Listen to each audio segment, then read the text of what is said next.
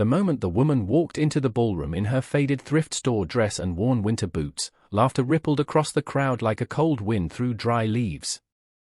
Some guests pointed. Others lifted their phones to film her, already imagining the caption they would write. Security moved toward her at once. Then the music stopped. Callahan Voss rose from his seat at the head of the ballroom, walked past senators, tech founders, and movie stars without a single glance, and stepped between her and the two men in black suits closing in on either side of her. He didn't explain anything. He simply looked at the guards, then at the woman trembling in front of him, and said 4 words. "Nobody touches her." Then he turned, took her hand, and walked her toward the center of the room, past 300 stunned faces, without another word. No one in that ballroom understood what they were watching. To understand it, you have to go back. Back to a diner with a broken heater, a courthouse with cold marble floors, a snowstorm that nearly killed a stranger, and a promise made 25 years before this night, in a town so small most maps don't bother to print its name. Odessa Mochetti was not always a woman people looked past without seeing. But in the small town of Larkspur Hollow, Vermont, tucked into the folds of the Green Mountains where the winters arrived in October and didn't fully let go until May, life had worn her down until there was almost nothing soft left in her hands. Every morning before the sun rose over the ridge, she pulled on her coat, wrapped a scarf twice around her neck, and walked 11 blocks to the Maple Kettle Diner, where she'd worked the early shift for 6 years.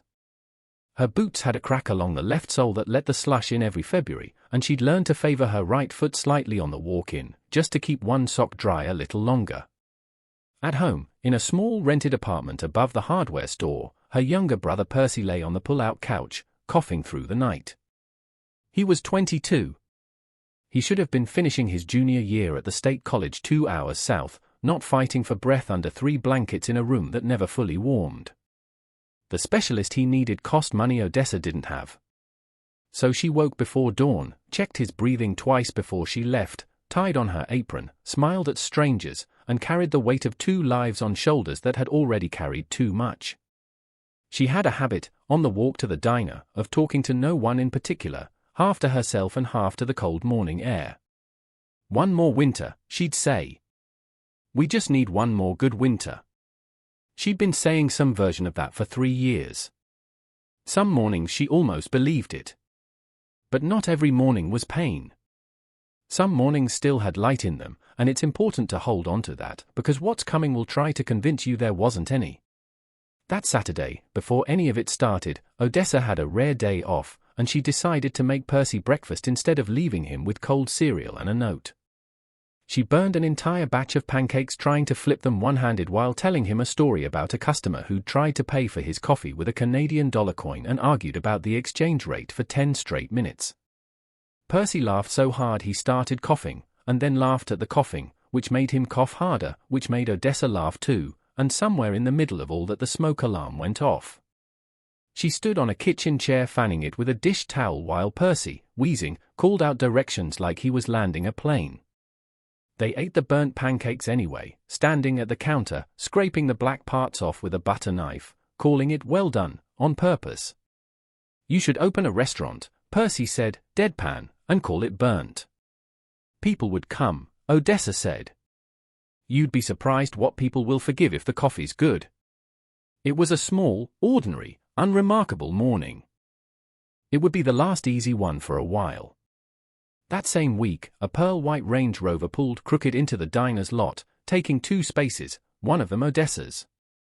Isadora Winthrop stepped out in a cream coat, wrinkled her nose, and accidentally clipped Odessa's tray hard enough to send 2 mugs of coffee shattering across the tile. "Careful," Isadora said, not moving to help. "Some of us actually have places to be." Odessa dropped to her knees to gather the porcelain before anyone stepped on it. Nobody in that diner could have imagined that the woman standing over her would, one day, kneel in front of her and beg for mercy. Isadora Winthrop had not always been cruel for sport.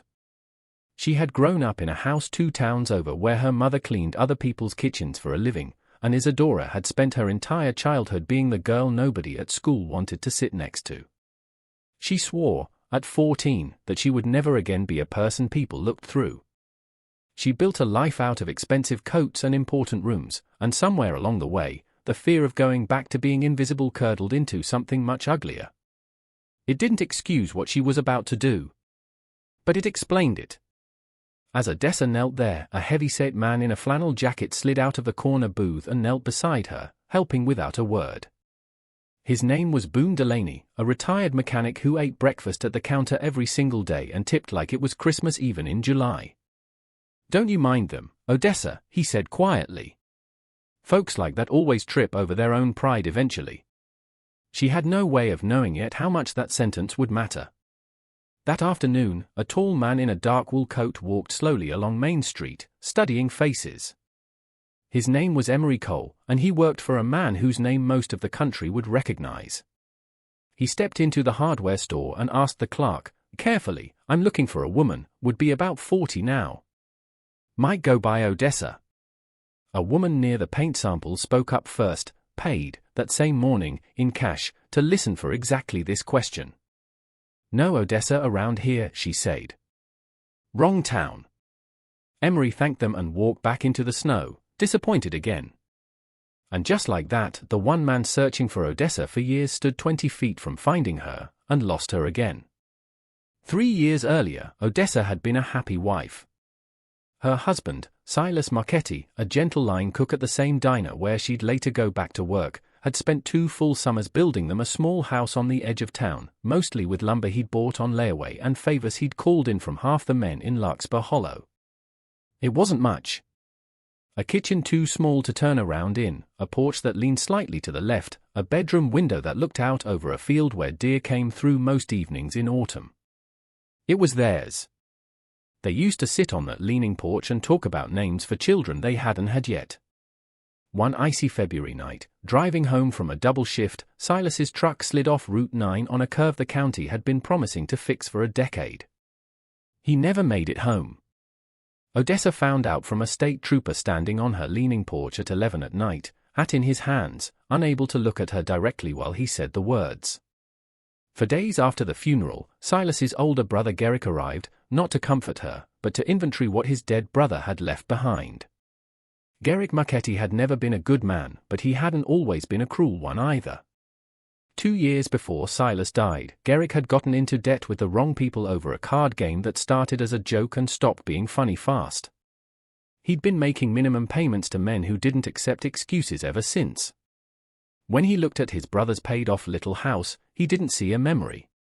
He saw the only way out of a hole he was too ashamed to admit he'd dug. Fear made him cruel long before greed finished the job. The house was never in her name, he told the family. "It's mine now. She can find somewhere else." Silas always had more heart than sense, Garrick told her, standing in the kitchen his brother had built with his own hands. "Guess that's why the two of you never had 2 nickels to rub together." He changed the locks that week. Odessa came home from the diner to find her and Percy's belongings in cardboard boxes on the leaning porch, snow already collecting in the corners of the open flaps. She and Percy slept in her car outside the 24-hour laundromat. Of the open flaps. She and Percy slept in her car outside the 24-hour laundromat that first night, the heater running just enough to keep the windows from icing over, Percy's head on her shoulder, both of them pretending to be asleep so the other wouldn't worry. She promised herself, that night, watching her brother's breath fog the window glass, that she would survive, no matter what it cost her. She found the apartment above the hardware store, 1 room, a hot plate, a radiator that clanked more than it warmed, took the early shift at the diner, and worked her hands raw on hot griddles until her knuckles cracked in the dry winter air. Percy's cough worsened through that first year. The clinic wanted tests in Burlington that cost more than 2 months of her pay combined.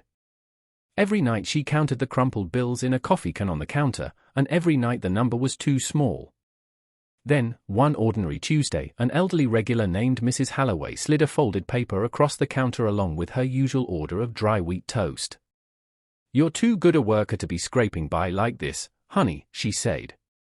"My niece cleans for a big house up on Ridgeline Road. They're looking for help. Pays real good, enough to see a specialist and then some." Real pay could mean Percy's tests. It could mean a warmer apartment, real groceries, a real chance. That night, Odessa barely slept from the hope of it. In the morning she pressed her one good blouse, checked on Percy twice before she left, and walked the 2 miles up to Ridgeline Road with her chin held high, past wrought-iron gates and long driveways and cars worth more than her entire life. Delphine Ashworth looked Odessa over like a used car with a suspicious odometer. "You're thin." "Thin people work hard, in my experience." "Start today." For weeks, Odessa worked like 3 women combined. Up before dawn, in bed near midnight, cooking, scrubbing, organizing closets that hadn't been touched in years, ironing linens for dinner parties she wasn't invited to. She sent most of her pay straight to Percy's specialist, and for the first time in months his cough began to ease. She let herself believe, cautiously, carefully, the way you test ice before you put your full weight on it, that things were finally turning around. Then, on a Thursday, Boone showed up outside her apartment before her shift with grease on his hands and a strange, almost eager smile. "Your car's making a noise," he said. "Heard it from clear across the lot last week. Pull it around back of the shop before work, won't take long." It took 40 minutes. He replaced her worn brake pads, her dying battery, and a belt that had been screaming for a month, working fast and easy like a man who'd done it 1,000 times, whistling something that might have been an old country song. When she tried to pay him, he waved the folded bills away without even looking up from under the hood.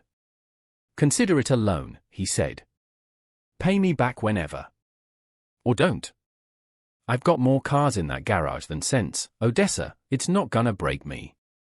She never had to pay him back. She thought, at the time, that it was just the kind of thing a kind old man does in a town small enough that everybody still looks out for everybody else. She had no idea yet how wrong, and how right, that instinct was. It was one of the last easy days she'd have for a while. Delphine hosted a dinner party. Isadora was among the guests. "Well, would you look at that," Isadora announced to the table when Odessa passed with a tray. The diner girl traded her apron for a duster. She lifted a glass of red wine, held Odessa's eyes, and tipped it deliberately onto the carpet. "Be a dear and clean that up." Odessa knelt on the carpet while the room laughed above her. She had no way of knowing Isadora's cruelty that night wasn't random. It was the opening move in a plan to destroy her completely. Here is what Odessa did not know. For nearly a year, Isadora had been chasing something far bigger than a diner girl's humiliation, Callahan Voss himself. She had overheard him tell Emery, over a private dinner, that he could never fully commit to marriage until he found the woman who'd saved his life 25 years earlier. Her name, he'd said quietly, was Odessa. When Isadora heard that same name at Delphine's table, ice ran through her veins. Money remembers numbers. Kindness remembers names. Isadora had built an entire life on the first kind of memory. She was about to learn what happens when the second kind comes back around. Isadora's money moved through Larkspur Hollow like poison through a well. First, one phone call, and Percy's insurance paperwork never went through at the Burlington clinic, though Odessa had personally submitted it 3 separate times, watched the woman behind the desk staple it herself. His cough roared back within a week, worse than before, a deep wet sound that kept them both up at night, and Odessa couldn't understand why every door that had cracked open was slamming shut again all at once. Then Isadora whispered to Delphine over coffee, her voice pitched just low enough to sound like concern instead of a weapon. "I've heard things about that new girl of yours. People talk, you know how it is. Sticky fingers. I'd watch her, if I were you." Delphine, who had never needed much convincing to be unkind, cut Odessa's pay without explanation and began blaming her for anything that went wrong under that roof. A broken dish. A missing receipt. A watermark on the good tablecloth. It was always Odessa's fault. The other household staff, afraid for their own jobs, started keeping their distance, until Odessa felt the entire house turning against her for reasons she couldn't name and couldn't fight. The cruelest blow landed on a grey Sunday morning in late November. Delphine came down the stairs already shouting, announcing that her grandmother's diamond brooch, worth more than Odessa would earn in 5 years, had vanished from her jewelry box overnight. The house erupted. Delphine marched straight to the small closet where Odessa kept her coat, reached into the lining of an old scarf folded on the shelf, and pulled the brooch out in front of the entire staff, holding it up like a trophy. Odessa's mouth went dry. She had never touched that brooch in her life, never even seen it up close. She looked around the room and caught, for one brief second, the small satisfied smirk of another housekeeper, a young woman she would later learn had been paid handsomely to make sure Isadora's plan went off without a hitch. "I didn't take it," Odessa said, her voice shaking. "I swear to you, someone put that there." No one listened. Delphine had already picked up the phone. The officers who came did not come gently. They walked her out through the front door in handcuffs, past neighbors already gathered on their porches in bathrobes, whispering the word thief back and forth like it was the only word they knew how to say. Odessa begged one of the officers to let her call someone, to explain that her sick brother was home alone, but he only told her she could make her calls from the station. At the Larkspur Hollow police station, they put her in a small holding cell with cinder-block walls and a single metal bench bolted to the floor. Nobody asked for her side of the story. Delphine was wealthy. Isadora's money had already reached exactly the right ears. Odessa sat on the cold floor in the dark, her uniform still smelling faintly of Delphine's kitchen, her heart in pieces. She thought of Percy, alone in that apartment, coughing, waiting for a sister who couldn't come home. She had lost her husband, her house, her good name. Now her freedom. She believed, sitting in that cell, that she had nothing left to lose. She was wrong. Her rescue was already, quietly, on its way, and had been, in one form or another, for 11 months without her ever knowing it. For 2 days, Odessa sat in that cell, whispering Percy's name. On the 3rd day, a deputy rattled the bars. "Marchetti. Somebody posted your bail. Full amount, cash." In the front office stood Emery Cole. "Miss Marchetti," he said, bowing his head slightly. "My employer has been looking for you for a very long time." Emery had never stopped searching. 2 days earlier, a courthouse contact had mentioned an unusual case, a quiet housekeeper named Odessa, arrested for a theft she swore she didn't commit. He was already reaching for his keys before the sentence finished. Within 2 days, the housekeeper confessed in writing that Isadora had paid her to plant the brooch. Odessa's record was wiped clean. "Who is your employer?" she asked Emery, driving home through the snow. "Why would he care about someone like me?" Emery smiled. "You knew him once. Back before he was powerful at all." Her mind flew backward, 25 years. 25 years earlier, 19-year-old Odessa worked the graveyard shift at a truck-stop diner just outside town, saving every tip she could to help her parents keep the lights on. One January night, during the worst blizzard the county had seen in a decade, snow coming sideways hard enough to sting, she stepped outside to haul out the trash and found a young man collapsed in the snowbank behind the dumpster. His lips had gone blue. His cheap dress shirt was soaked clean through. His shoes were worn straight through the soles, like he'd walked farther than any pair of shoes should have to carry a person. People had walked past him for hours already.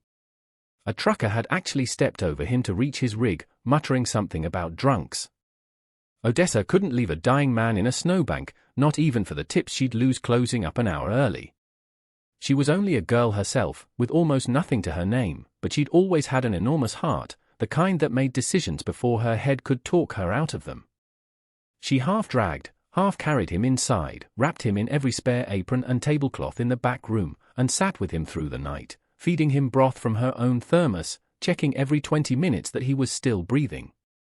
For 3 days she nursed him in the diner's cramped back office, since he had nowhere else to go and a fever that wouldn't break no matter what she tried. When the pharmacist down the road wouldn't extend credit for the antibiotics he needed, she did something she never told another living soul. She pawned her late grandmother's silver locket, the only thing of value she owned in the world, and used the money to buy the medicine that saved his life.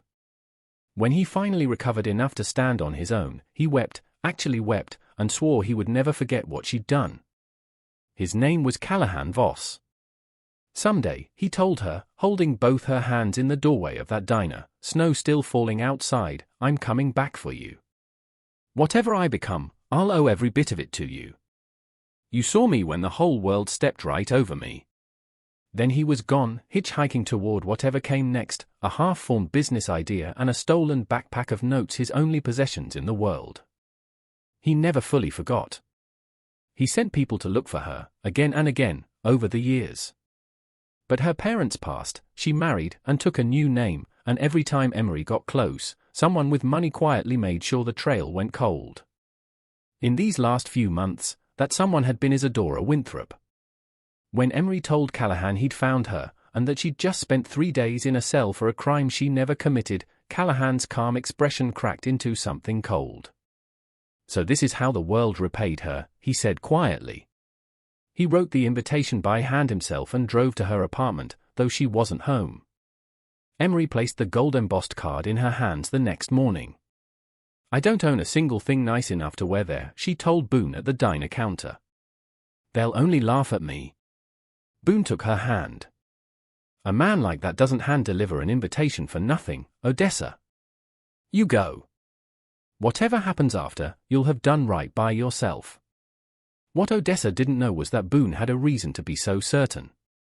On the night of the party, the Voss estate glittered against the snow like something out of a storybook, every window lit gold, a quartet playing somewhere near a fountain that had been rented in for the occasion. Hundreds of the most powerful people on the East Coast arrived in black tie gowns and tailored suits, stepping off a red carpet dusted with fresh snow. Isadora, dressed like she already owned the place, moved through the crowd whispering to anyone who'd listen that an unstable woman might try to crash the party and make a scene. Delphine laughed loudly over a glass of champagne, already rehearsing tomorrow's version of the story. Garrick, in a rented tuxedo he could barely afford, worked the room from one cluster of money to the next, eager to be seen near a fortune he'd never earned a cent of. None of them knew exactly why Callahan Voss was making a special announcement that night. They only knew they wanted to be standing close to him when he made it. Then the tall double doors at the far end of the ballroom opened. A hush fell across the crowd, quickly followed by a wave of cruel, delighted laughter. Because walking into that hall of chandeliers and champagne towers was a thin woman in a faded thrift store dress and worn winter boots, a trace of flour still clinging to one sleeve from her shift that morning. It was Odessa. And nearly every enemy she had ever made in her life was standing in that room, watching. The laughter grew louder by the second. Guests pointed openly. Phones came out, already filming the moment they assumed would go viral by morning. Security in black suits moved briskly toward her from both sides. Then the music stopped. Callahan crossed the room, stepped between the guards and the woman they were reaching for, and said the 4 words the entire room had already heard once at the top of this story. Nobody touches her. Now, finally, he explained why. He took her hand and lifted a microphone. 25 years ago, I was lying in a snowbank outside this town, half frozen, broke, completely alone. People exactly like the ones filming her right now walked past me and didn't stop. The room went silent enough to hear I settle in a glass. Only one person stopped. A 19-year-old waitress who had almost nothing of her own. She pawned her grandmother's locket to save a stranger's life. A stranger who could offer her nothing back.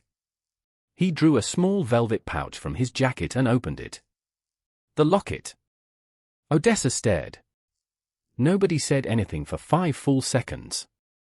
Then, quietly, only loud enough for him to hear, she said, "I thought you'd forgotten."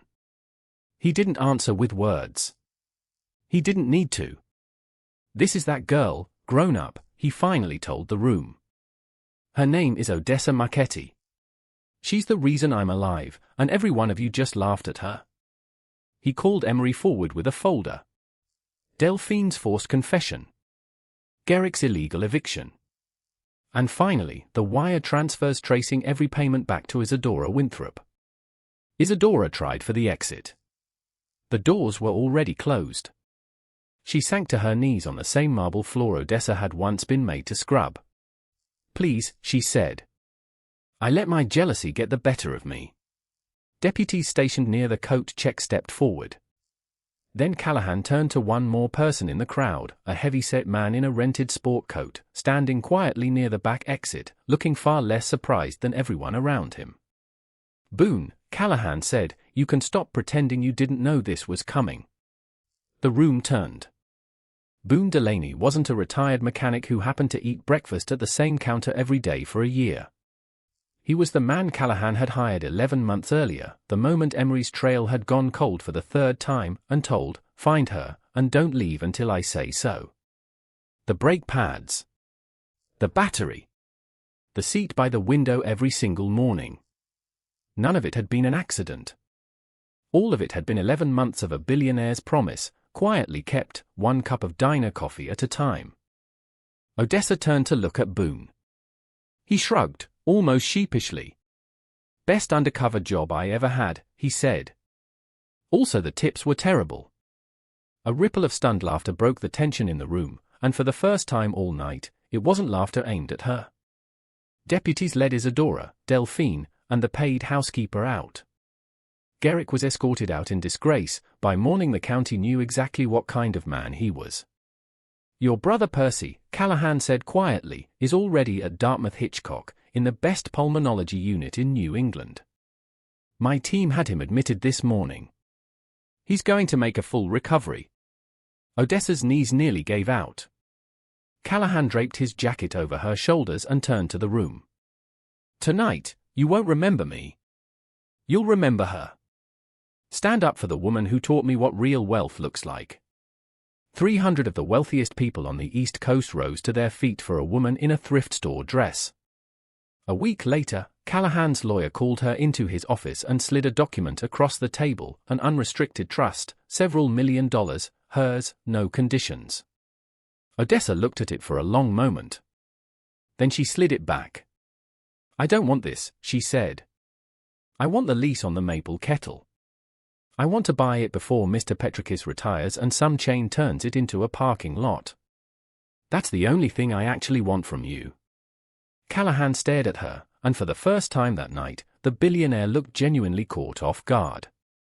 Later, on a stone balcony overlooking the snow-covered valley, Callahan said, "For 25 years I told myself I was only looking for you to pay back a debt.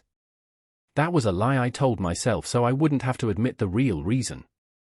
The truth," he went on, "is I've never met another person with a heart like yours.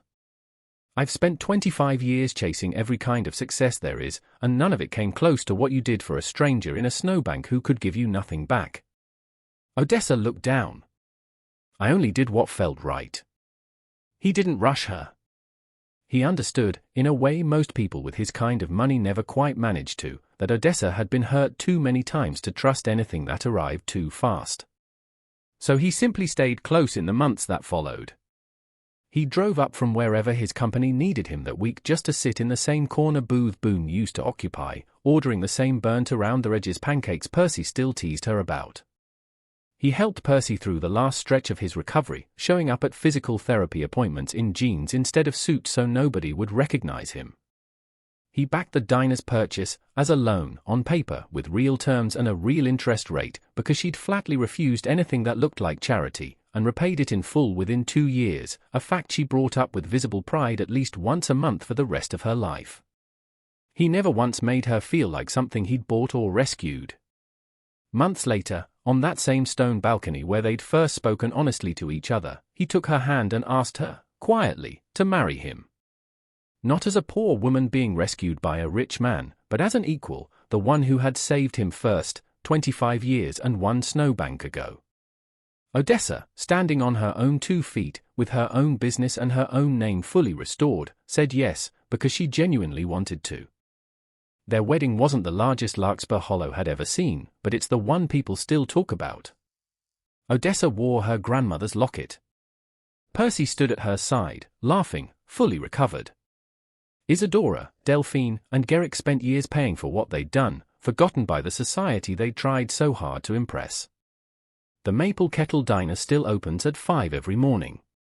Odessa still ties on an apron some mornings, not because she needs to, but because she wants to.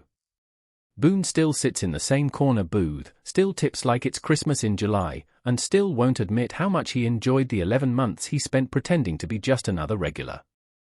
And every single morning, there's an extra cup of coffee poured before the first customer even walks in, sitting at the counter, going slightly cold, waiting for whoever walks through that door next with nowhere else to go. Because in the end, wealth was never the money in someone's account. It was the kindness a person gives away when they have almost nothing left to spare. And kindness, no matter how many winters it takes, always finds its way home.